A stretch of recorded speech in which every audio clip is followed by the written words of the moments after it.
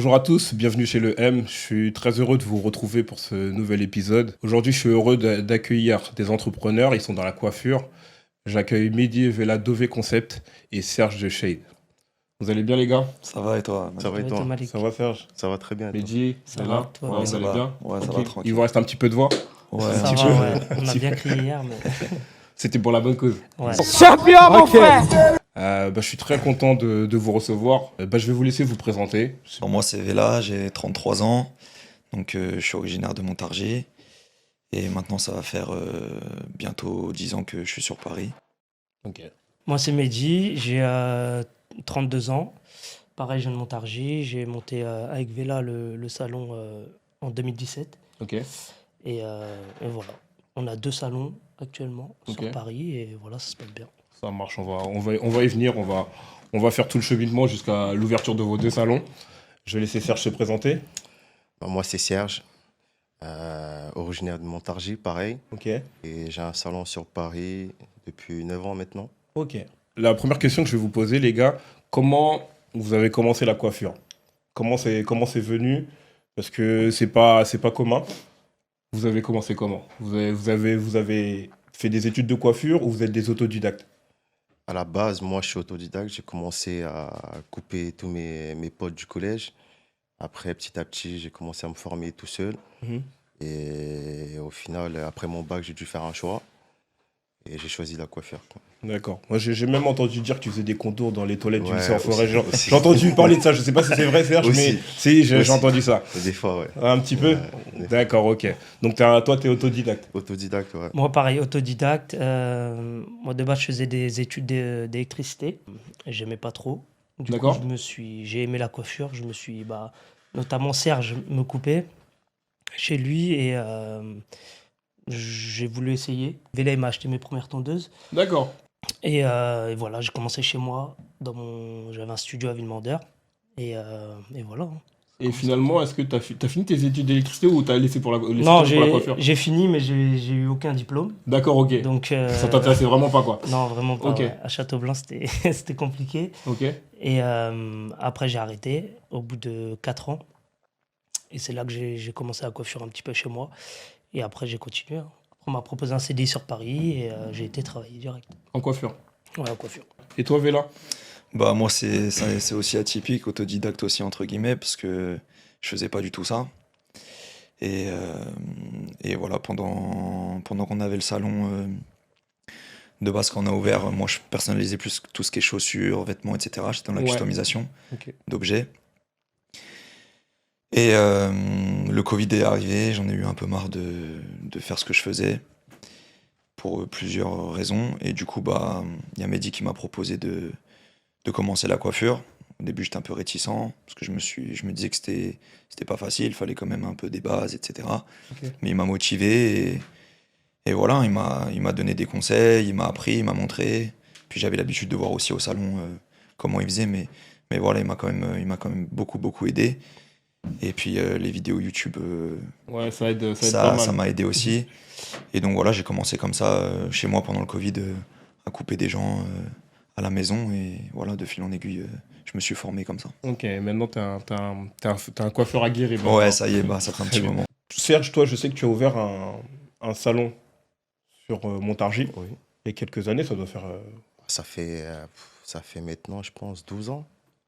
12 ans. Ouais, 12 ans, je crois, maintenant. Ouais. J'ai ouvert mon premier salon, j'avais quel âge? Je crois que j'avais 20 ans. Et là, du coup, ouais, 33 ans, donc ouais. Et tu l'as gardé longtemps, ce Non, salon? ça a duré 1 an. Un an, ok. 1 an, c'était ma première expérience. Ouais, toute expérience est bonne à prendre. Tu as fait ton salon 1 an, et après, tu as décidé d'arrêter pour aller sur Paris, c'est ça? Exactement. Mais dis, toi, tu me l'as dit, tu as eu un CDI. Ouais, en fait, c'était un peu... Le CDI, c'était un petit peu par hasard. Parce que je coiffais chez moi depuis 6 mois, à Villemandeur. Et à ce moment-là, sur Instagram, et je crois que c'était toi, Serge, tu avais donné mon Instagram. Parce qu'ils avaient contacté Serge, le salon.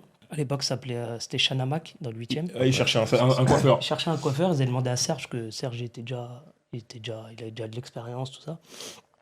Et lui, il n'était pas dans la recherche, donc il a dit, je connais un petit coiffeur, un jeune qui commence, qui est motivé, tout ça. Donc eux, ils m'ont contacté, ils m'ont proposé un CDI direct. Et là, j'ai j'ai réfléchi parce qu'en fait, à ce moment-là, je voulais faire soit un CAP coiffure. Et au même moment, ils m'ont proposé le CDI. Ouais, donc toi, t'en Et as là, profité. non, non, vraiment, j'étais dans l'hésitation. Ok, Soit d'accord. je fais le CAP, soit je Soit je prends vais le bosser. CDI. J'ai hésité, j'ai vraiment réfléchi. Ouais, Mais un CDI à Montargis, c'est dur à avoir. ouais, exactement. C'est pas comme Ouais, Paris. le boulot, c'est vrai que le boulot Voilà, à, Paris, à Montargis, c'est pas pareil. c'est ça. Et c'est ce que j'allais vous demander aussi, les gars, parce que toi, t'as eu ton expérience dans le salon en tant qu'employé. Mais quand tu as décidé de t'installer, pourquoi Paris? Pourquoi pas ouvrir à Montargis? Parce qu'après, T'étais déjà j'étais sur déjà place? installé, voilà. Ok. Et après, je travaillais dans un autre salon, dans le 16e, Barber King. Et après, je commençais à avoir un peu une clientèle. Ok. Et puis, j'étais installé à Paris, j'aimais bien.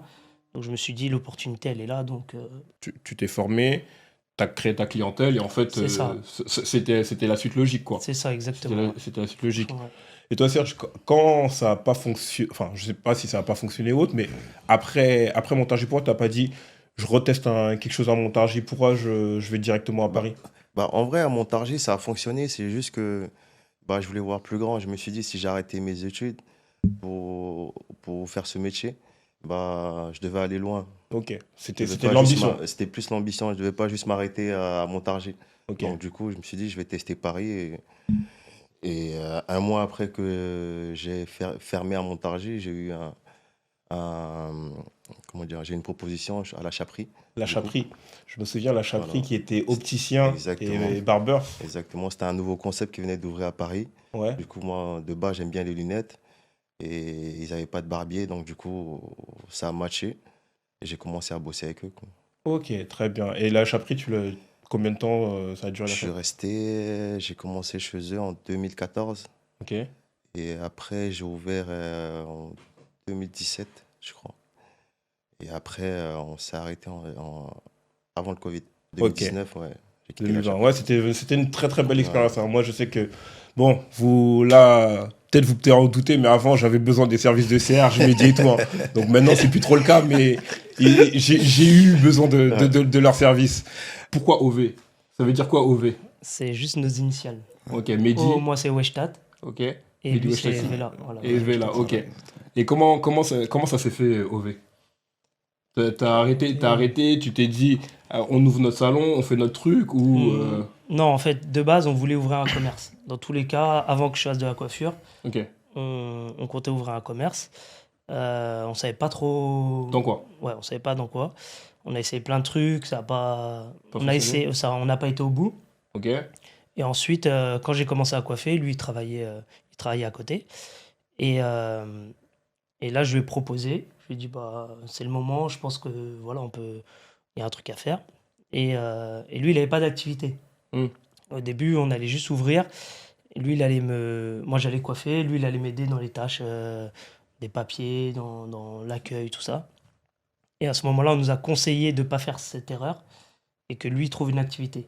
Hmm. Donc là, je lui ai dit, le mieux, c'est que tu trouves une activité. Comme ça, on fait barbeur et un autre Ouais, je me concept. souviens, mais là, tu faisais des customs de basket, Ouais.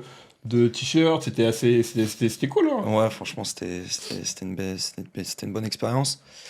Et ouais, en fait, comme il l'a dit, quand on a décidé d'ouvrir quelque chose, comme on se l'était toujours dit, en fait, comme il a dit, ça faisait des années qu'on s'était dit un jour on fera de l'entrepreneuriat dans n'importe quoi, on cherchait une activité à faire tous les deux, on voulait bosser ensemble, en fait, tout simplement. Comme on était tout le temps ensemble, on voulait continuer et travailler ensemble, en fait.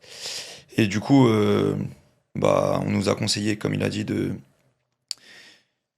je trouve une activité, parce qu'en fait, quand on entreprend tout seul, c'est bien, mais à deux, c'est plus compliqué. Il y a Ouais. souvent, on va se dire, il y a quelqu'un qui va avoir une charge de travail plus élevée que l'autre, etc. Et de trouver un équilibre, en fait, c'est compliqué. Bah, c'est pas facile en plus d'entreprendre, Voilà. surtout même des fois avec des amis, parce que Ouais, on peut être c'est ça. amis à l'extérieur, mais Exactement. dans le boulot, c'est Exactement. différent.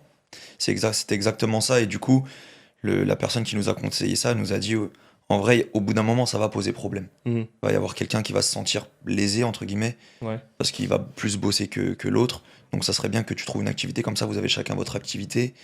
Et voilà, ça sera mieux comme ça. Et du coup, je sais pas, franchement, on en a déjà discuté plusieurs fois, mais je saurais jamais pourquoi. Un jour, je me suis levé un matin et je me suis dit, ouais, je sais pas, comme si j'en avais rêvé en fait. Ouais. Je vais personnaliser des chaussures, des vêtements, etc. Et je me suis formé comme ça, j'ai regardé des vidéos YouTube, j'ai acheté tout le matériel le lendemain. Et de là, en peu de temps, ça a beaucoup marché. Ouais. De base, je le faisais à la maison. Ça a beaucoup marché, j'ai eu beaucoup de succès sur les réseaux, beaucoup de reposts, on m'a beaucoup contacté. Mm. Et de là, on en est venu à se dire, en fait, voilà, let's go, on va faire ça, quoi. Serge, tu es passé de La Chaperie C'est ça? et ensuite La Chaperie est passé Shade. Exactement. D'accord. Bah, à la base, en fait, moi, avec la chaperie, l'aventure est. Comment on va dire?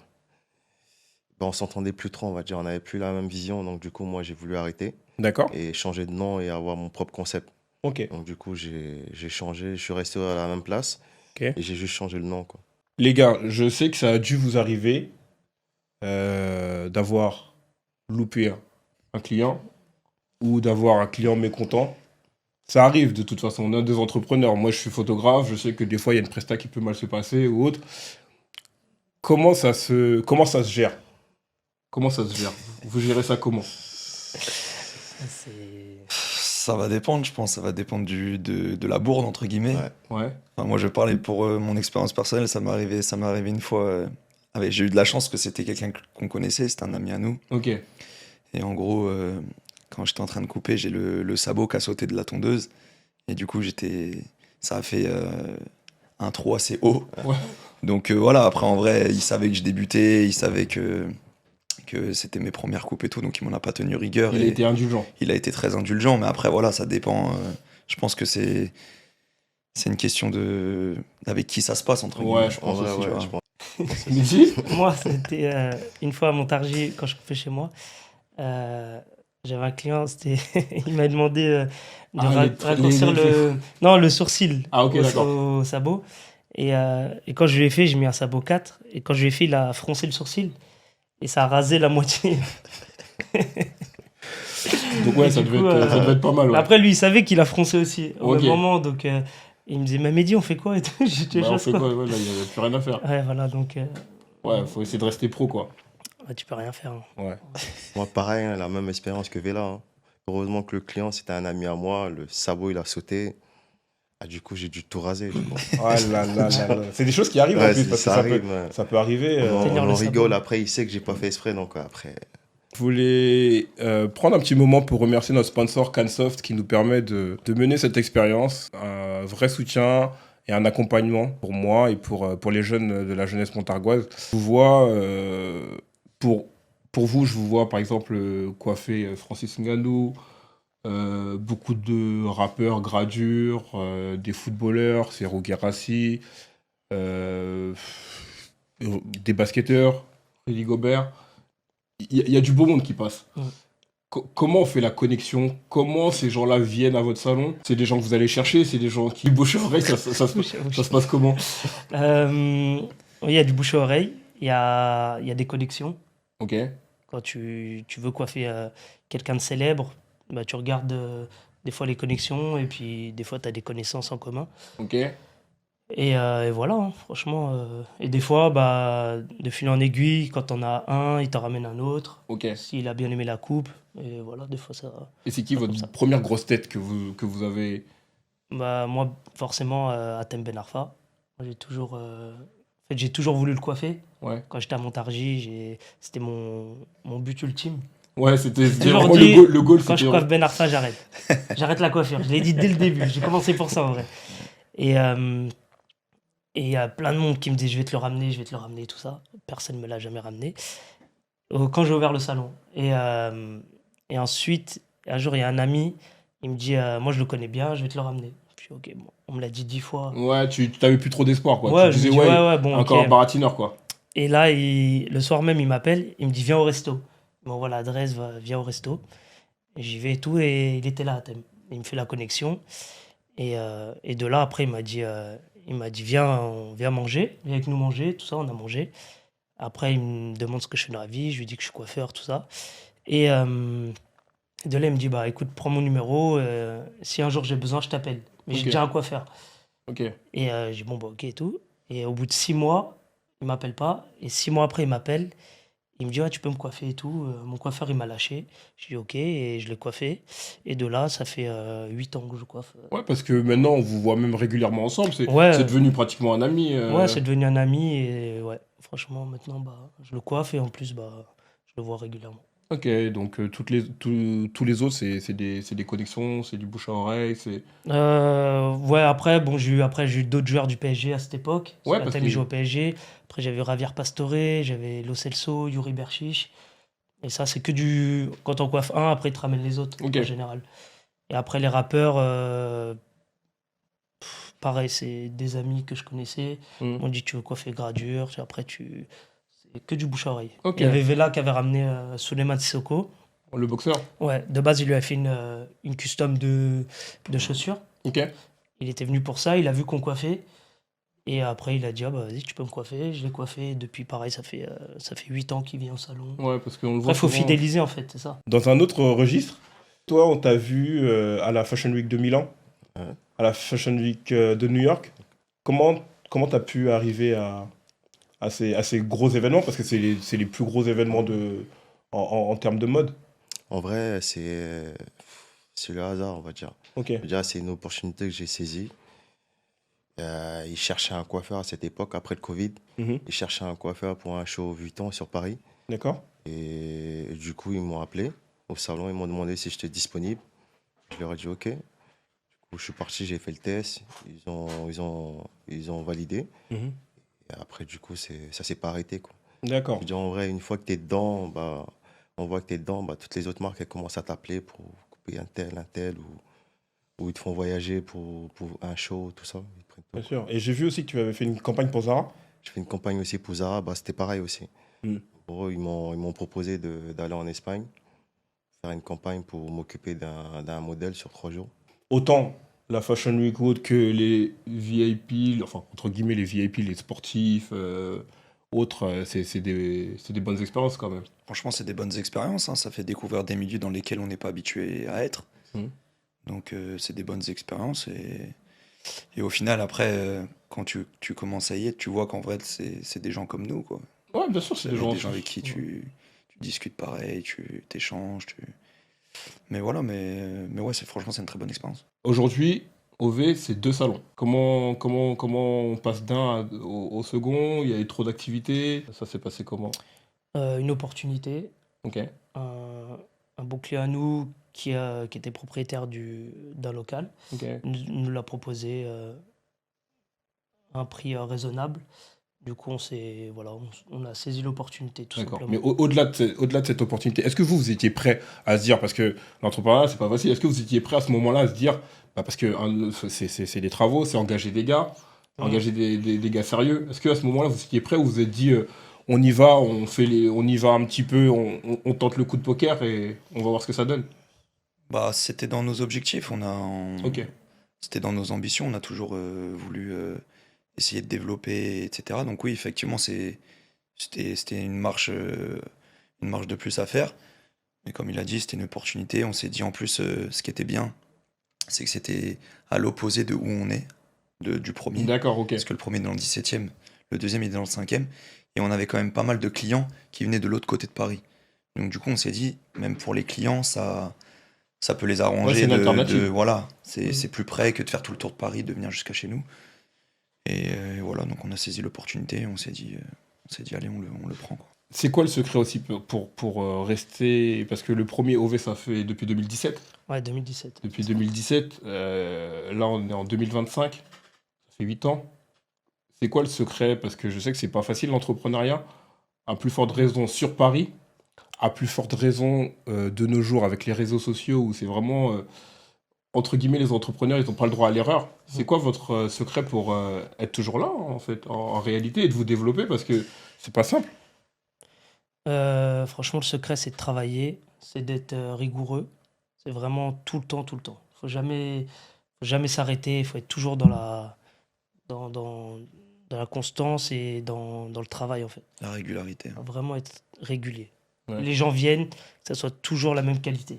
On essaie Ouais. vraiment au maximum même sur le recrutement, sur la formation des coiffeurs, faut toujours être au top en fait. Serge, pour toi, c'est quoi le secret? Parce que pareil, pour toi, ça fait bientôt une décennie, c'est pas rien. Sur Paris, comme je disais aussi. Donc, c'est quoi ton secret, toi aussi? Moi, je pense en vrai, c'est pas facile. Et comme ils ont dit, faut tout le temps bosser. Tu peux pas t'arrêter de bosser, tu es obligé tous les jours, même un dimanche, tous les jours, tu travailles en vrai. En vrai, quand tu es auto-entrepreneur, tu te reposes que quand tu dors. Tu es tout le temps dans la réflexion ou penser à un truc. Même quand tu coupes pas les cheveux, tu Ouais, dois penser à un autre truc, au comptable, au banquier. Il y a toujours des trucs à penser. Donc en vrai, tu es obligé de. Tu peux pas juste couper les cheveux. Tu as ouais, d'autres trucs à côté à gérer Mm. pour durer en vrai dans le temps. Sinon, ça s'arrête pas juste à notre métier premier qui est de couper des cheveux. Tu vois, ouais, vous êtes entrepreneur, quoi. Non. Ouais, c'est ça la difficulté. ouais, c'est vraiment ça en fait. Si tu C'est arrives à. comme il a dit, tu t'arrêtes jamais en fait, dans le sens où on coupe, mais on fait pas que ça. Ouais, À côté, il y a plein de choses à gérer et la difficulté, elle est là, mais quand tu es motivé, quand tu as de la rigueur et que tu te forces dans le travail, il n'y ouais, a pas de raison que ça marche pas, quoi. Après, c'est une question de mental, je pense, tout ouais. simplement. Et on passe comment aussi les coups de mou, les coups, parce que quand on est entrepreneur, on en passe, hein, parce que ce qu'il disait, faut toujours penser à Ouais, tout, faut jamais oublier, il y a les impôts, il y a ceci, il y a cela, faut penser à tout. On, on passe comment les coups de mou quand il y a des moments où on a envie de lâcher, il y a des moments où des fois on peut nous faire des crasses, on peut passer une mauvaise période. On fait comment pour se dire non, j'en suis là, je peux pas lâcher. moi, je veux dire, on pense à tout ce qu'on a accompli avant. Donc on se dit, si on a fait tout ça, déjà, on va pas lâcher tout de suite. Donc on peut faire mieux. Donc du coup, faut pas lâcher. Faut se dire en même temps, c'est comme ça, hein. La vie d'entrepreneur, il y a des moments où ça va, il y a des moments où ça va pas. Donc tu laisses passer le moment où ça va pas et après ça ira mieux demain. Mm. Si tu as cette optique-là, je pense que tu affrontes beaucoup Ouais. d'épreuves, quoi. Faut, faut avoir, faut être toujours focus. Mm. Faut pas lâcher. Faut être bien entouré aussi. Moi, je sais que ma femme m'aide beaucoup. Donc, faut être bien entouré aussi, je pense. Ouais, c'est important l'entourage. Ouais. C'est très important, Très ça important. aussi. C'est Faut pas c'est oublier. important C'est l'entourage. vrai. C'est important. Et je pense peut-être des fois ça peut être plus simple pour vous deux. Parce que des fois, s'il y en a un qui flanche l'autre, il peut peut-être un peu le tirer un Ouais, petit ouais, peu ouais. vers le haut. Mm. Parce que des fois, l'entrepreneuriat, c'est pas de tout Ouais, repos, hein. c'est vrai. Ouais, on a vécu aussi des moments difficiles, mais comme Serge il l'a bien dit, hein, je pense que dans la vie de tous les jours, tout le monde est soumis à des épreuves. Mm. Et en fait, c'est une épreuve de plus de la vie. Faut garder la tête haute et être fort mentalement et se dire tout passe en fait. Ouais, ouais, Tout effectivement. passe, faut juste affronter l'épreuve et voilà.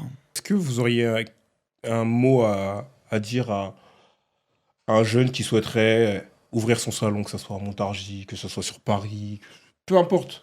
Ce serait quoi les conseils que vous lui donneriez pour lui dire que voilà, c'est possible, mais il faut passer par ces étapes pour y arriver, pour se maintenir et pour être crédible aussi. Parce que avoir un commerce, c'est bien, mais être crédible, c'est encore mieux.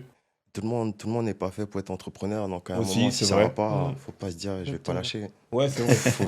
Ouais, non, c'est vrai, tout le monde n'est pas fait pour être Voilà. entrepreneur. Donc si ça va Ouais. pas, faut passer à autre chose. Sinon, Ouais, ça va pas. Après, si tu penses vraiment que tu es fait pour ça, bah, faut pas lâcher. Comme on a dit, faut foncer, faut se former, faut être bien entouré. Ça, c'est le plus important, je pense. Être bien entouré des personnes bienveillantes. Et après, il faut se former auprès des plus grands, des gens, si tu aimes bien des gens, bah, tu te formes auprès d'eux. Mm. Voilà, je pense que après ça va tout seul, hein. Ouais, je pense que faut se nourrir de l'expérience des plus anciens aussi. Aussi. Quand on nous donne des conseils, Mm. parfois il faut les écouter, faut savoir les écouter, même si quand on est jeune, on essaie d'en faire qu'à notre tête, entre guillemets. On se dit que c'est nous qui avons raison, etc., etc. Mais les anciens, ils ont vécu ce qu'on disait juste avant. Ils ont vécu des épreuves, ils ont cette expérience-là de la vie qui fait que quand tu les écoutes, ça t'empêche toi aussi de faire des erreurs Mm. pour l'avenir. Donc voilà, mais comme il a dit Serge, il y en a ils sont faits pour, il y en a ils sont pas faits pour. Ouais, c'est vrai aussi. Donc après voilà, c'est une question de mentalité. Mais si tu penses l'être et que tu es déterminé à l'être, franchement, il n'y a Tu pas de raison fonces. pour que tu réussisses pas, hein. C'est une question Mm. de travail, c'est tout, hein. Ouais, franchement, je rejoins un peu Les deux opinions. Je pense des fois, il y en a qui sont faits pour être... c'est des très bons coiffeurs. Mm. Ils n'ont pas forcément besoin d'ouvrir un salon pour être excellents. Et c'est pas forcément la finalité, en fait. Ouais. Il y en a, ils sont faits pour être coiffeurs. Il y en a, ils sont faits pour être entrepreneurs. Et c'est pas forcément... donc, après, voilà, faut travailler, faut être rigoureux, faut bien s'entourer. Et comme disait Serge, c'est pas que de la coiffure. Faut Ouais. avoir un bon comptable, une banque qui te suit. Il faut Mm. vraiment bien gérer, quoi. C'est pas que de Ouais, la c'est ça. coiffure. Vous êtes entrepreneur, quoi. En gros, vous êtes C'est pas, ça, en vous êtes fait. pas Tu as que- plusieurs casquettes. Et après, il y a que- l'humain aussi à gérer. Ouais. Les salariés, c'est très dur. Donc, faut être préparé à ça, en fait. Ouais, ça doit pas être facile maintenant, parce que ouais, gérer du monde, c'est pas facile. C'est le plus dur, je Ouais. pense. Ouais, je pense. Surtout des coiffeurs. Parce que quand tu pars du principe, c'est des artistes. Donc, Ouais. du coup, et tu as beaucoup d'ego. Ok. Les coiffeurs, ils ont beaucoup d'ego. Donc, du coup, tu as tout ça à gérer. Quand tu es une grande équipe, tu as ce côté humain à gérer. Donc, si tu n'es pas prêt à ça, juste coupe tes cheveux, c'est tout. Ouais, non, surtout, ouais, parce que même en ayant un salon, tu peux te réveiller un matin, un coiffeur, il te lâche. Ouais, Ça bien peut sûr. arriver, ça peut Bien arriver. Il a plus envie. bien sûr, bien sûr. Non, Et- puis surtout dans ce métier, c'est que comme c'est des artistes, justement, en fait, ils se disent, ils peuvent bosser n'importe où. C'est Mm. un métier qui est en plein développement, il y en a de plus en plus partout, même dans le monde entier. Mm. Il y a des gens, du jour au lendemain, ils se disent, oh, tiens, j'ai envie d'aller, je sais pas moi, aux États-Unis, Mm. en Australie. Donc, ils te lâchent du jour au lendemain et... Ouais, c'est vrai, parce qu'il y a Et besoin de coiffeurs ils- partout. voilà, Tout le temps, il y en aura exactement, toujours besoin. Donc du coup, toi, tu dois recruter, tu dois reformer, tu dois... Et ouais, je pense que de gérer l'humain, c'est le plus dur. Bon, en tout cas, moi, je tenais à vous remercier du temps que vous m'avez accordé, parce que vraiment, je sais que c'était pas simple, je sais que vous avez des emplois du temps chargés, donc et c'était important pour moi aussi de vous réunir sur le même podcast, parce que on est de la même ville, vous faites de la coiffure tous les trois, mais pour moi, il y a des angles différents. Voilà, donc pour moi, c'était important de vous réunir, montrer aussi que Montargis, c'est une grande famille en fait. Mm. Et il y en a d'autres, il y a d'autres coiffeurs. On ne pouvait pas inviter tout le monde, mais on pense aussi aux autres coiffeurs qui ne sont pas là. Je vous remercie pour vos messages, pour vos partages, pour vos commentaires. On remercie Consoft de nous accompagner dans cette expérience. C'est vraiment un très grand soutien et un très grand accompagnement pour nous. Je vous souhaite, OV et Shade, de devenir des franchises et de vous développer encore et encore. Et on vous souhaite plein de réussite pour la suite. Merci à toi, Malik. Bah ouais, merci à toi, Malik, pour l'expérience et merci d'avoir pensé à nous et pour pouvoir échanger sur ça. Avec plaisir, avec plaisir. C'était important, vraiment. Vous êtes des figures de Montargis. Hein, vraiment, vous êtes vraiment des références aujourd'hui. Moi, vraiment, vous avez l'âge de mon petit frère. Et vraiment, je suis très fier de ce que vous faites. Franchement, je suis fier.